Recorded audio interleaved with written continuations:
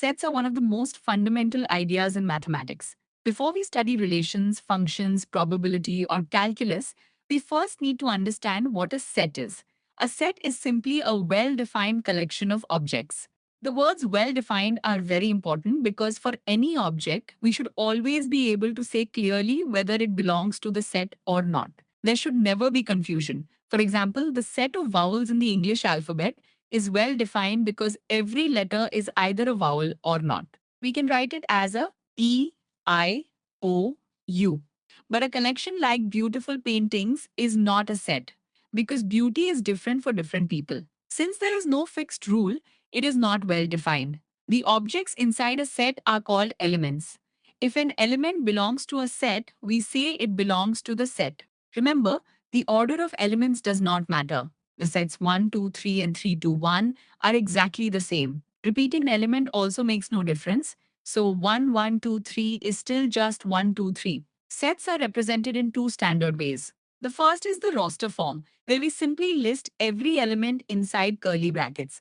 For example, the even numbers less than 10 are written as 2, 4, 6, 8. This method is simple when the set has only a few elements. The second method is the set builder form, where instead of listing every element, we describe the rule.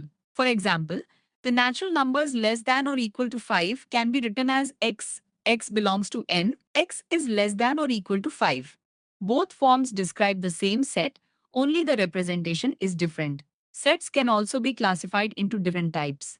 A finite set has a limited number of elements, like the 12 months of the year. An infinite set has endlessly many elements, like the natural numbers.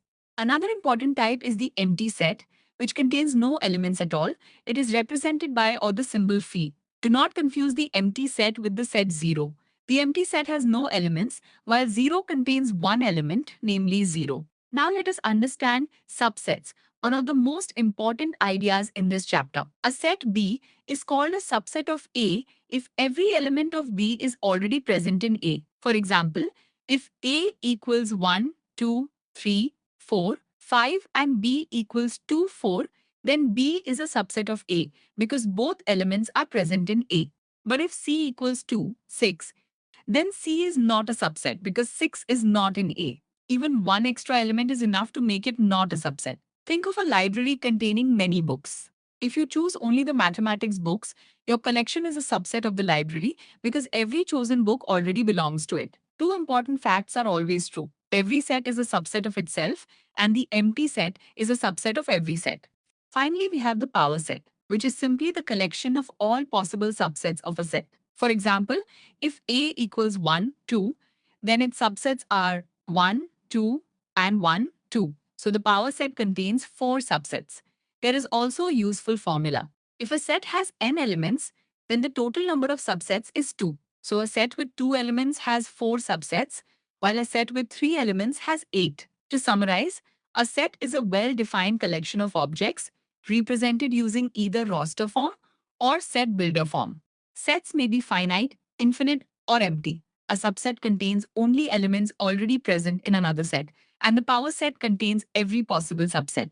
Once these concepts become clear, learning set operations, relations, and functions becomes much easier.